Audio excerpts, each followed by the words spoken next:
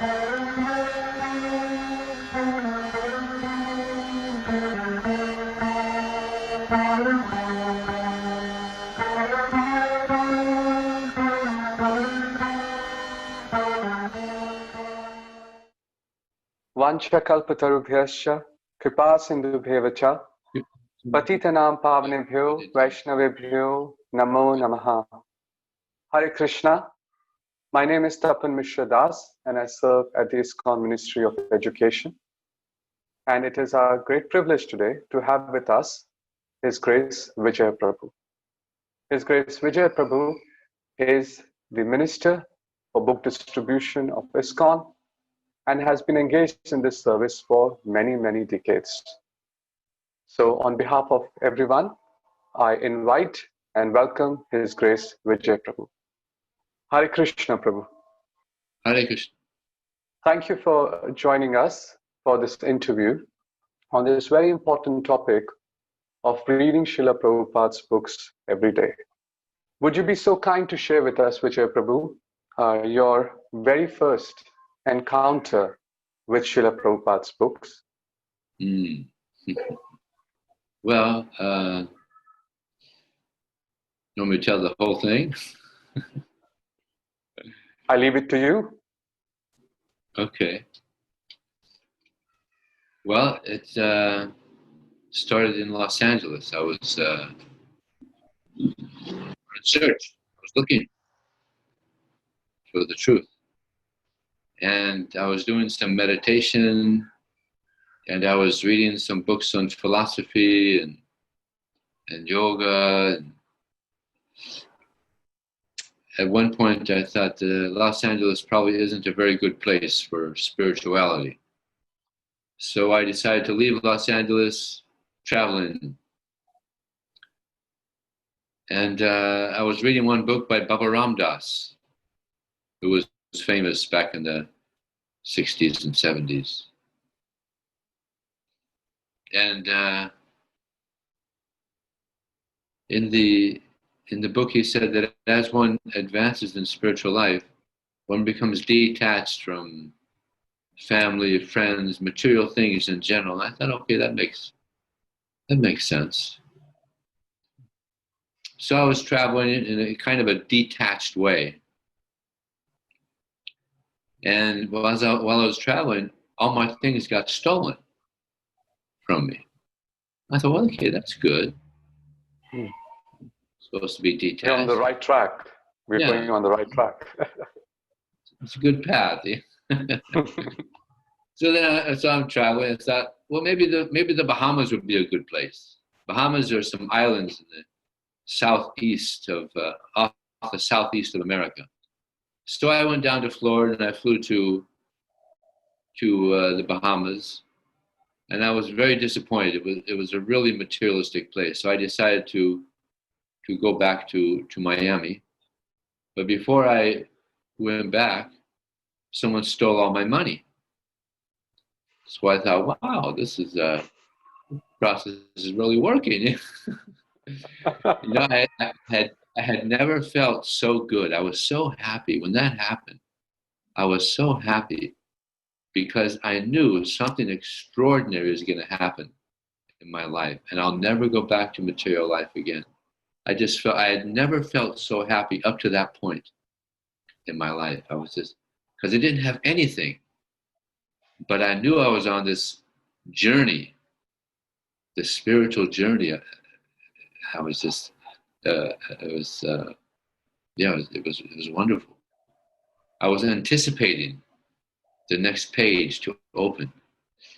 So somehow I still had my ticket and my passport and this book. So I flew back to Miami, and I'm hitchhiking. I don't know where I'm going. So a guy picked me up and said, so where are you going?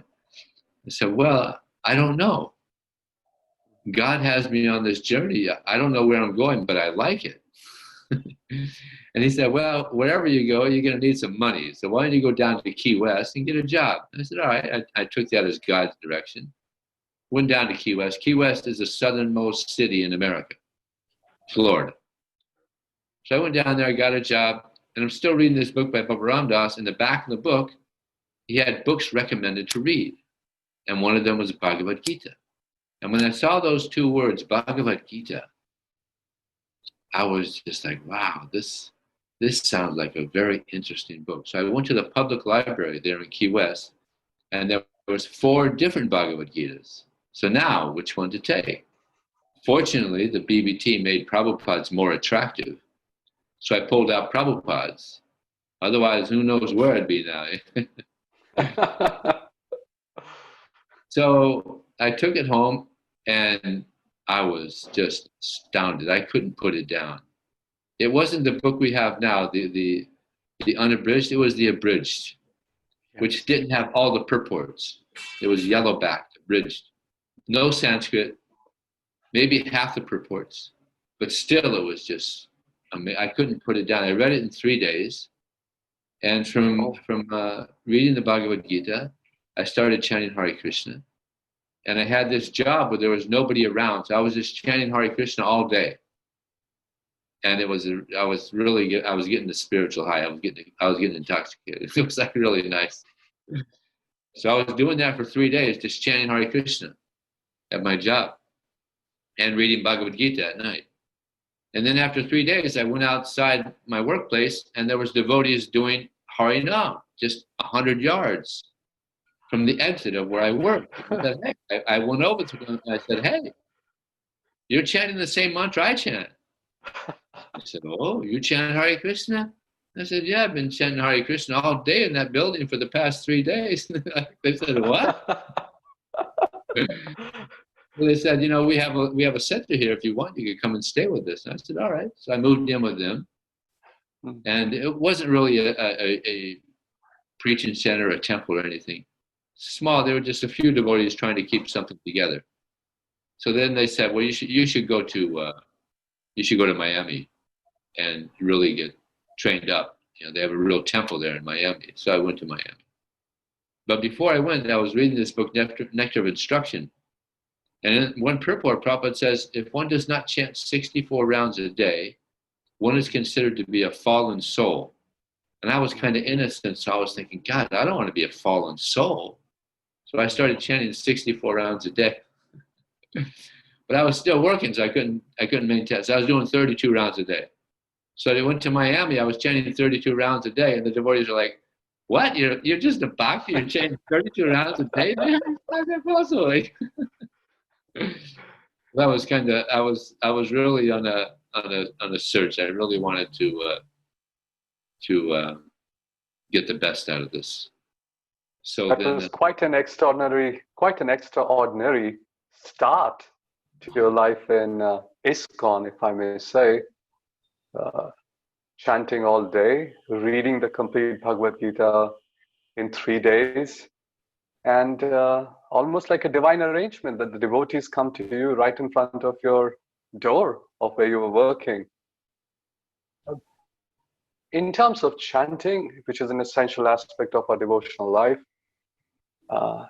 and wanting to read, would you recollect from that very first experience of reading Bhagavad Gita something that stood out for you, which has remained in your heart forever since, from the first words of Bhaktivedanta purports that you may have read in those days? Well, the whole thing was just, I can't say one thing that stuck out, more than anything else. Krishna's words are just, they're God's words. They're just amazing. Yeah. And Prabhupada's purports, just also, each sentence of Prabhupada's purports are like a sloka in itself. Prabhupada is so realized. He's so connected to Krishna. So the whole Bhagavad Gita, I was just amazed. So yeah, I was convinced. This is the end of the journey. I found my path. Could you please unpack that amazement that you were feeling by illustrating some examples of that one line or few lines which continue? Something for all of us to feel inspired as well. One line. Well, what astounded me was Prabhupada's emphasis on how we're not the body. No one says that. No one says we're not the body. Even so many religious organizations, nobody says we're spirit. We're not the body.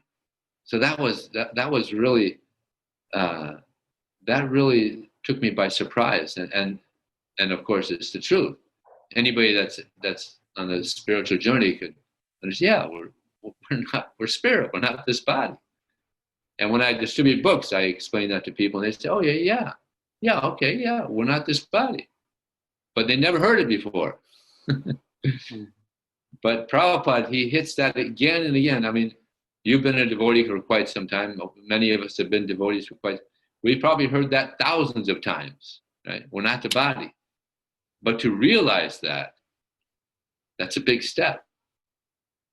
And therefore, Prabhupada, he hammers on that again and again and again. So that eventually it'll sink in our skull. We'll hopefully understand one day we're not the body. Well, it's said it takes two to tango. And the Bhagavad Gita and the whole process of Krishna consciousness requires the speaker and the listener. And you rightly mentioned that it takes a whole lifetime for it to sink and to act on that platform. Prabhu, how many years back was this when you reached out on that bookshelf and picked up the unabridged, or the bridged Bhagavad Gita? That was 1978. Wow. 1978. So 42 years forward now. Do you still feel as inspired to read Prabhupada's books every day? Oh, yeah. My favorite book is Bhagavad Gita. Prabhupada mentions in many letters to his disciples that it will help you if you read a chapter of Bhagavad Gita every day. So Vijaya Prabhu, who everybody is well aware of, he started this whole thing called the CHAD, the Chapter a Day program. You've probably heard of this. So I don't know how many people are on this CHAD group, but we're kind of close. So he got me on it, and I've been on it for like 10 years or something like that now. So every day I read a chapter of Bhagavad Gita. I read the English, and then some devotees, they just read the Sanskrit, some read the Sanskrit and the English. So I have two bookmarks. I also I have a place where I read the purports as well, because the purports are just amazing. So yeah, I do that. I read the Bhagavad Gita. That's what I read first, and then I read Srimad Bhagavatam, then I read Chaitanya Charitamrita, Krishna book, Nectar Devotion. These are the books I mainly read. Although I read others, now I'm reading this Nectar of the Lockdown. Have you heard of this one yet? No, not yet. Nectar of Lockdown by Niranjana Swami. It's really good. Yeah. He's a wonderful devotee. So, but yeah, these are the books that I mostly read. And certainly in a life as a devotee, there are instances when we get bogged down with the several services. I understand you still every day you're out there distributing books. That's what I've heard from devotees. When you were faced with circumstances where there was so much more to do, how would you still cultivate and nourish this nectar of reading every day? How would you adjust your days? What would you do? What challenges you faced? I was told that in the early days, sometimes devotees were even told, "Oh, if you're sitting with a book and you're reading, you're in Maya." How did you sort of? I never heard that one. I heard it from one of our speakers. Oh my goodness! Said That's that terrible. if you were not on the street and you were sitting and just reading, people would say, "What are you doing sitting and reading? You're in Maya. You should be out there." Oh, So please share with us, how would you? They better not let Prabhupada hear that. Prabhupada would. So it's about time management. We have to manage our time. And if we're having too much service that doesn't give us time to read, then that should be adjusted. Because Prabhupada emphasized so much that we read his books. He said minimum an hour or two, but minimum an hour. And he told Yamuna. You mentioned to Tamal Krishna Maharaj also that at least 2 to 3 hours Yeah. every day you must read. Another time in Mexico, Prabhupada told the leaders there that they should study his books for 6 hours a day. They study Bhagavad Gita, then they have a break for 15 minutes, and they study Srimad Bhagavatam. He said, like in a university, have a break for 15 minutes, then study Chaitanya Charitamrita.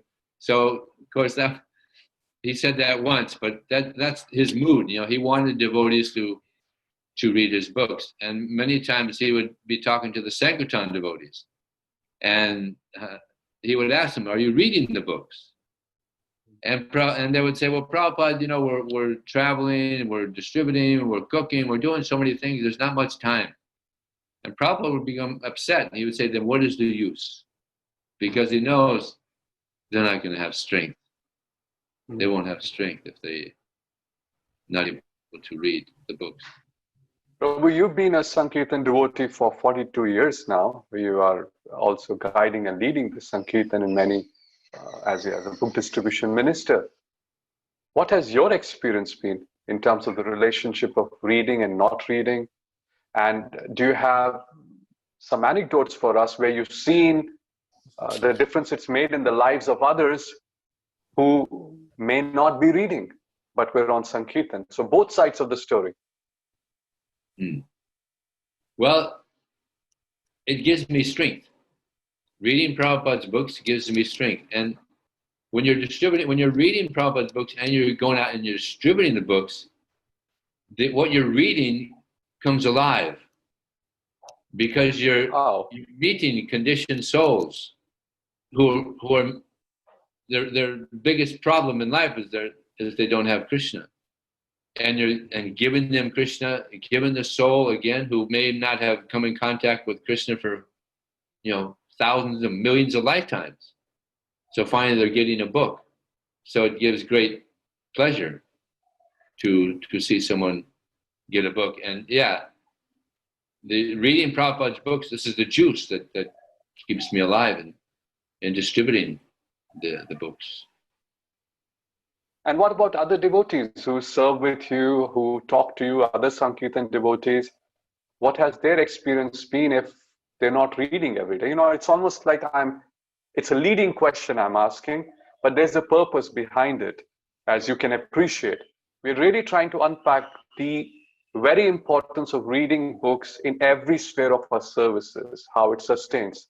And because you have so much experience in dealing with Sankirtan devotees, I'd like you to share instances of where it's nourished and where, as Prabhupada said, eat, sleep, and fall down.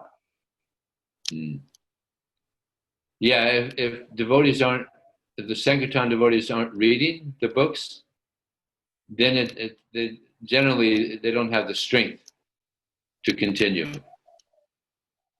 It's rare. I mean, for someone to become a Sankirtan devotee is rare. For someone to stay a Sankirtan devotee is also rare. And the reason being because a lot of devotees don't have this attachment to reading Prabhupada's books. But this is where the inspiration comes from. Would I be wrong in saying that to become Krishna conscious or to become actually spiritual is rare, and to become Krishna conscious is rare, and to remain Krishna conscious is also rare, and it all depends upon hearing the Bhaktivedanta purports and reading the Bhaktivedanta purports? What would your response be to such a statement? Yeah. Prabhupada is connected to Krishna.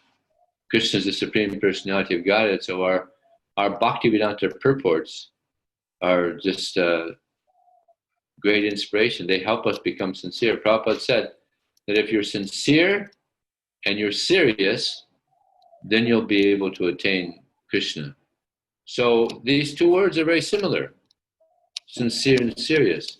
So I looked it up. Sincere means genuine. Genuine. It's like Prabhupada was speaking to Jamuna, and he said, when you're reading my books, you should feel what you're reading. Don't just read it like just read it and let it go. Try to actually absorb what you're reading. Feel what you're reading. I mean, who says that about a book? You feel what you're reading. I mean, how do you feel what you... But this is what Prabhupada said to her. Really try to understand. And so this is, and serious means thoughtful. Thoughtful. So when we're reading Prabhupada's books, there's so many nice things in Prabhupada's books that just stick out. Like amazing. This is like, I'll give you some examples. When I read Prabhupada's books, there's little pithy statements that just really stick out. For instance, he says, the pure devotee does not have a material body because of his being surcharged with the current of Krishna's identical interests. It's beautiful, huh? It's a powerful statement. Or, one can see Krishna on every page of the Srimad Bhagavatam if one simply hears with rapt attention. To hear with rapt attention means to hear with rapt attention means to be pure in mind. To be pure in mind means to be pure in action. To be pure in action means to be pure in eating, sleeping, mating, and defending. But if one is able to see or to hear in this way, with rapt attention, one can see Krishna on every page. That's a powerful statement. It's purport. Well, that statement is so powerful that the rest of the world is now raising an alarm that we should all pay attention to it.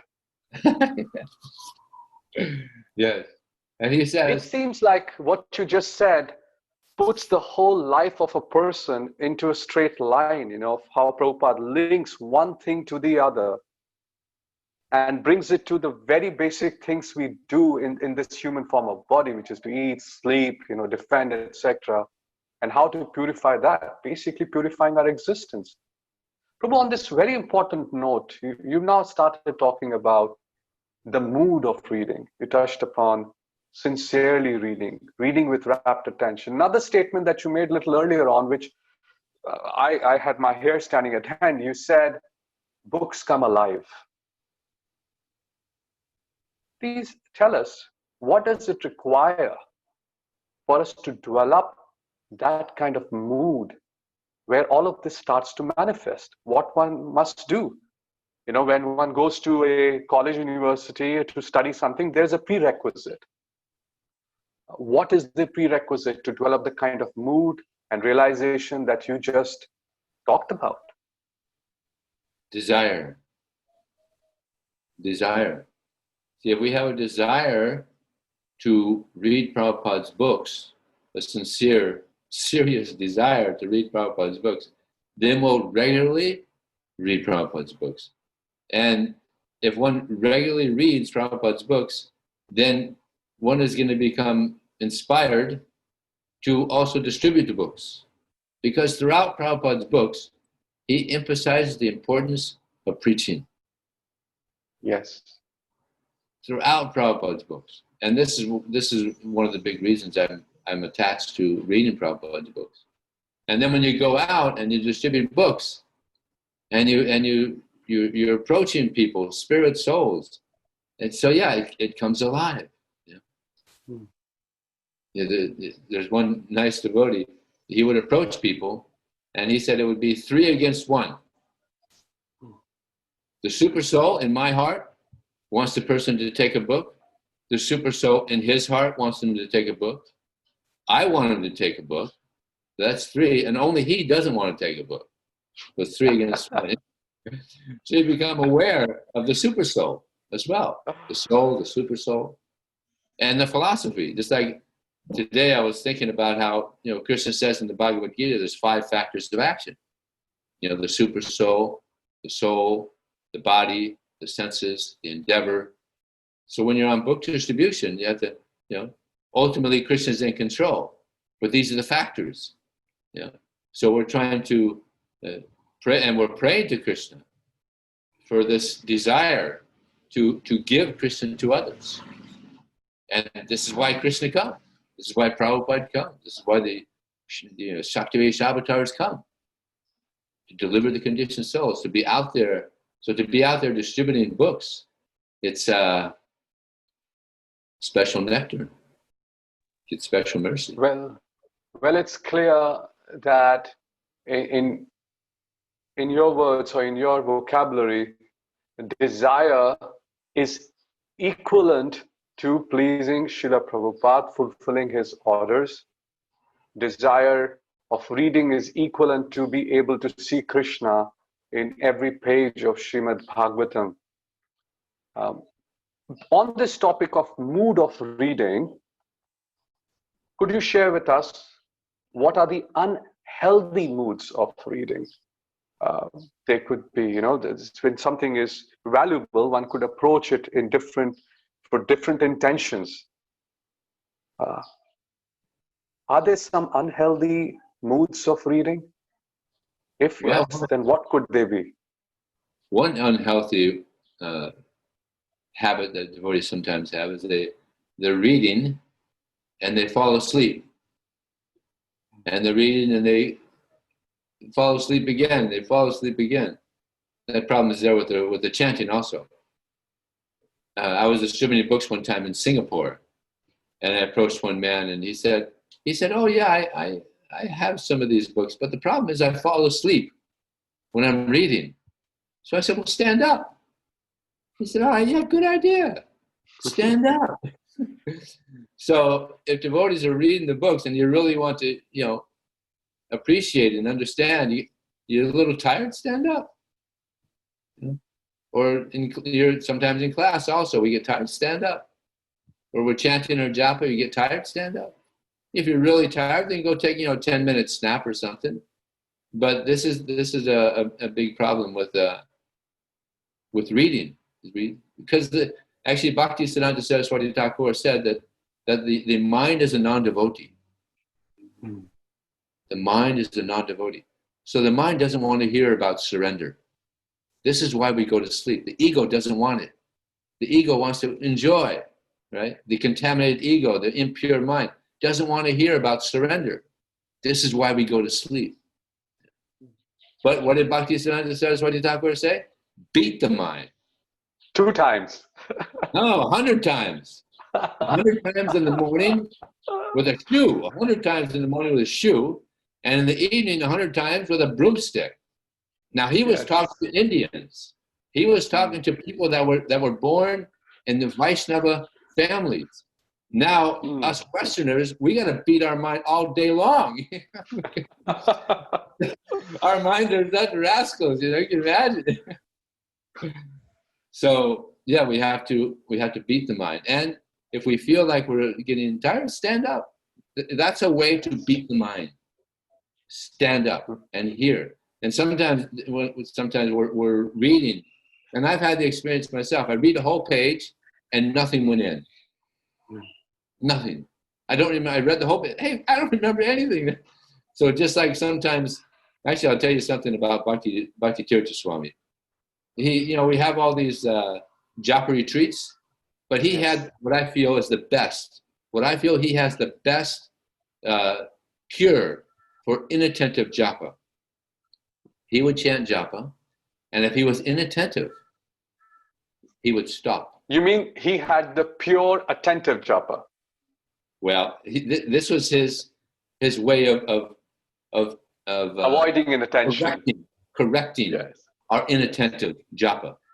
If he found he was inattentive, he was thinking of something else, he would stop his japa and back up 2 or 3 beats and then go forward, just to check the mind. Otherwise, you just keep going, the mind just keeps going. So that's to check the mind. So also when we're reading, sometimes we might read a page or nothing sinks in. So go back, read it again. Read it and then let it sink in. We have to catch our mind, because the mind is because we're impure, conditioned souls. We don't want to surrender. This is the problem. That's an excellent cue. That's an excellent cue. So we probably should go back a few purports and reestablish where the mind sort of took us away. So from the example that you just gave about Bhakti Tirtha Maharaj, going back a few beats. Yeah. Prabhu, it's quite ironical. I mean, when you say this, and the irony comes to surface, that which is going to really wake us up from the slumber of this material life for good, we actually sleep on it, literally, while reading a book. It's quite ironical, and definitely the cue you've given us is going to be helpful. What else have you noticed, Prabhu, in terms of unhealthy moods of reading?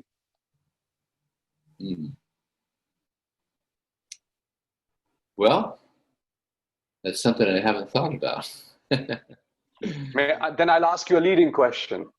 Okay. These days, and for a long time, there's a lot of emphasis on preach. Everybody's told you just go and say something. There are observations where devotees pick up the book only at the time when they have to give a class. They read something and just repeat, which is good, but the mood is, I want to impress the audience from what I am able to provide them. Seems unhealthy. How to correct that kind of an attitude? What causes that attitude? And something that you like to share with us on that account. I mean, I'm sure it never crossed your mind looking at the sincerity with which you read, but I'm sure Krishna will give you inspiration to guide some of us who may occasionally take on this unhealthy mood. I was reading the Srimad Bhagavatam, and Sukadeva Goswami, he says, Salankar Shishya Bhagavan Vachangsi Me. Please, Krishna, become manifest in my mind and in my heart, so that I can present this information in a pure way. I'm trying to remember the exact. That's similar to the exact words. I'm trying to remember the exact words that he used. Anyway, maybe it'll come. But that's the idea that Krishna is the most pure. Please, Krishna, manifest in my mind, manifest in my heart, for my purification and for the benefit of others. So when I read that, I thought, well, that's a pure way to want to present something, because we need purification. We're speaking for our own purification. So, like Krishna told her, be an instrument. So we try to be an instrument when we're speaking or distributing books or whatever we're doing. We try to be an instrument in the hands of Krishna, and for our own purification, and for the benefit of others, and to please Krishna. So when we're speaking like that, to please Krishna, glorify Krishna, for our own purification and to inspire others. Well, that seems like a very, very nice mood to adopt when we approach Srila Prabhupada's books with that mood, that purify me, let every word purify me. Thank you, Prabhu. That already makes us feel a little bit light in our heart to get rid of that one out of our mind, which you described that is a Vaishnav. The mind by its nature does not want to give up the tendency to enjoy. There are many statements in Srila Prabhupada's books which directly, and actually all statements are shaking us up. What would you like to say to the viewers and the audience who feel that some of the statements are just too strong, or should they be there, should they not be there, and how to handle that? Would you have some message for us when we come across such statements in Srila Prabhupada's purports? Well, that's now you're entering into some controversial stuff. Do you want to go that direction? No, I leave it to you. It's okay to avoid. I mean, we need not take every question. I was just sharing my own experience of reading, and but I leave it to you, Prabhu. There may be some things in Prabhupada's books, but so many devotees join from reading all these things that we may think are controversial, because Prabhupada's a pure devotee and Krishna is the Supreme Lord. But there's one thing I wanted to mention, another pithy statement that caught my attention recently. Prabhupada says the whole process is to drag the mind from material engagement and fix it at the lotus feet of Krishna. So this reading of Prabhupada's books, this chanting of Hare Krishna, we're dragging the mind back to Krishna. We're purifying the mind. Because we could also have a pure mind. In the spiritual world, they also have a mind, but it's a pure mind. So we're trying to drag it away from this material existence, purify the mind. Yeah? And it's a struggle to attain a pure mind. That's a struggle. Yeah, I heard an interesting example recently, that there was one man in his backyard, and he saw a cocoon, okay? And he was just observing the cocoon, and then he saw that the butterfly within was trying to get out. So he saw a little hole there, and then it stopped, and he watched it for a while, and then he thought, well, let me help it. So he went out and he got a razor blade, and he cut it so the butterfly could get out. Mm-hmm. And he didn't harm the butterfly, but the butterfly was able to get out. But there's a problem there, because what happens, the way they get out is when they're struggling to get out, there's this liquid going into their wings, and it makes their wings strong, so that by the time they get out, they have the strength to fly. But because he was out prematurely, the butterfly was never able to fly. So it was good for the butterfly to struggle to get that strength. So this struggle is good. The struggle to become Krishna conscious is good.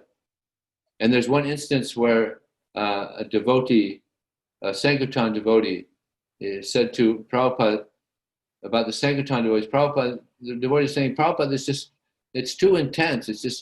It's too much, and trying to convince people to take books and give money, and it's just it's too much. What was the word he actually used? Yeah, like it's just too much of a struggle. And Prabhupada said, no, this is good. This is good, because this helps us to become purified. So the struggle is actually very good. So many people are struggling around the world, but what are they struggling for? They're struggling for sense gratification, right? So we're struggling to be Krishna conscious. And Krishna appreciates that. Every time we open Prabhupada's books to read them, Krishna appreciates that. Well, it is mentioned that a sign of an intelligent man or a woman is he chooses the battles that he wants to fight. And with our limited energy, we have a choice. Which struggle do we really want to put our energy in? From what I gather from you, better fight the battle on becoming Krishna conscious than to be out there and fighting a battle. I mean, from my personal experience, being a person who's working and doing many things in the world, it's not easy. That struggle's not easy either. And this one may require more effort, but more glory comes through as well in terms of purification. Prabhu, in terms of, I'd like to shift tracks a little bit and ask you about, you mentioned that you read a chapter of Bhagavad Gita every day, and you read the various books that you talked about. Do you have a certain time you read them at a fixed time, fixed place? Share something more about your own personal reading habits, which could help others.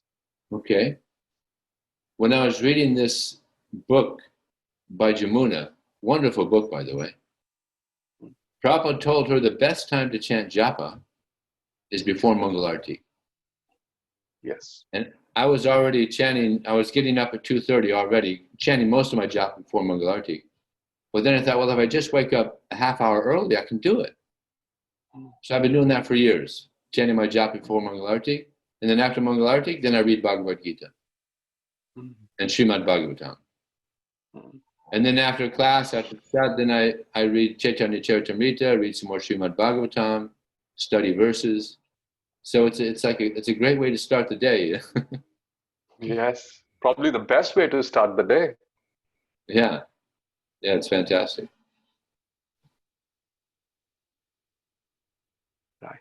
Prabhu, in terms of your experience in traveling and meeting with leaders, what message could you give to the leaders to now move to the next sphere, which is this something we do ourselves? How do we organize and help others who may not be so strong in the habits of reading, may have difficulties? What can the leaders do to help others to read? Well, I don't want to sound impudent in saying what the leaders should do. But when I was at a GBC meeting recently, it was a resolution that all the leaders, they should read at least 1 or 2 hours a day. But a lot of them, they have so much service, so it's hard. But again, time management. It's all about time management. Even Vaisheshika Prabhu, who's such a powerhouse of enthusiasm. He also had someone that was helping with time management. We need that. We need to manage. Time is very valuable, and sometimes we waste time. The time is so valuable, and we can be utilizing it to read Prabhupada's books. Yes, Prabhu. And possibly the best utilization of all our 24 hours is to do Shravan and Kirtan, as Prabhupada tells us, to be able to read and remain in touch. Another question that comes to my mind is sometimes devotees say, I've already read the books. I've gone through Bhagavad Gita, I've gone through Bhagavatam, I've gone through Chaitanya Charitamrita. Do I really need to read it again? I mean, I know the gist. Is that healthy? If it's not, then why? What's happening there? Another little pithy statement in one of Prabhupada's purports. He said, one can read the Bhagavad Gita and Srimad Bhagavatam thousands of times. And each time you read it, you'll get new insight in the subject matter. Exact words of Prabhupada. So these books, they don't get old. And one nice advantage of Kali Yuga is we're very forgetful. So you could read the whole Bhagavatam, and then you read it again. Hey, I don't remember reading that. I don't remember reading that. So it's kind of like a little bit like reading it the first time. But it doesn't get old. And Krishna was blessed by Sandipani Muni, that whatever you speak will be ever fresh. Of course, he didn't need blessings, but yes. But I've read the Bhagavad Gita. I mean, I don't know, I've read the Bhagavad Gita 70, 80 times. Vaisheshika Prabhu probably read it hundreds of times. And look at the result. I mean, he's a storehouse of enthusiasm and inspiration. And he's absorbed.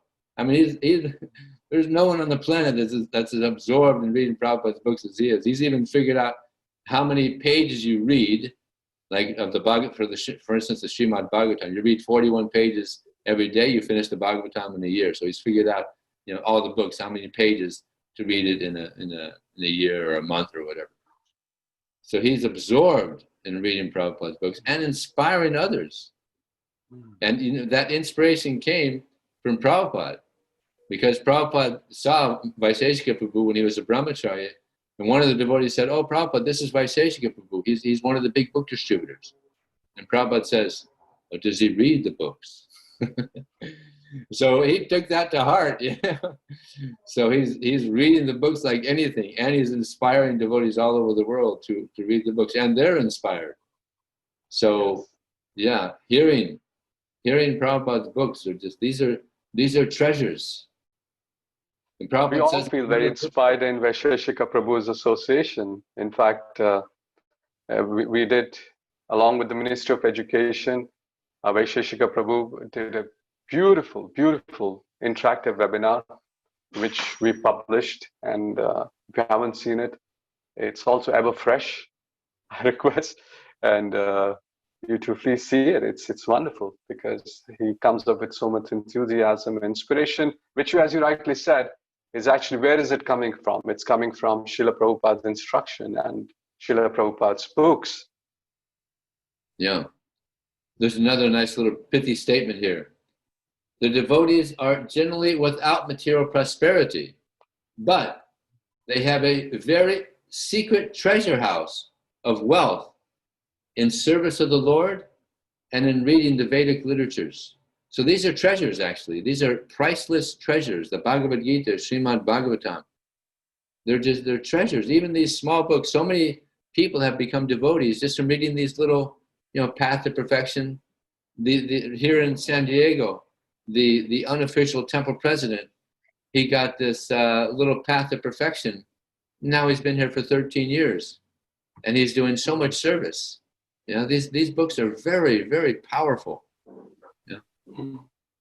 So they're powerful for those people whom we distribute them to, and they're purifying for ourselves.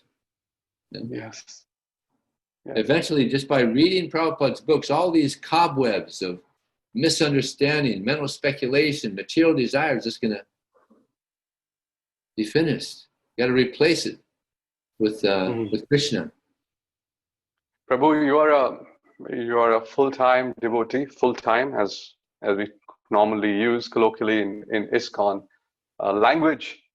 A lot of the devotees out there are now congregation devotees, doing a job, have work, and so on and so forth. How do you inspire them to read every day? And when they could turn around and say, we don't have the time. You answered earlier on in terms of time management for managers, time management for temple devotees. Probably the same concepts hold or same principles hold, maybe something different. What do you say, and how do you get the devotees out there in congregations outside the temple to do the same? What's the best way? Well, in my 42 years, I've only been a brahmachari, so I never had to experience that. So I don't know. It'd be hard to answer because it's a whole other world.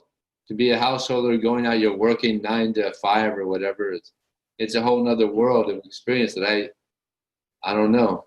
It's something that they would really have to work on their time management somehow. Put some time. Where there's a will, there's a way, right?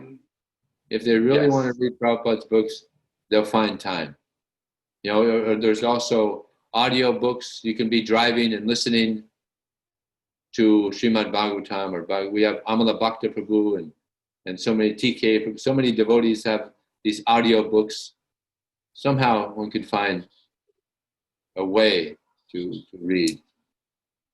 If one is on that note of hearing books, I'd like to mention that in collaboration with His Holiness Keshav Bharati Maharaj, we have now made available to devotees.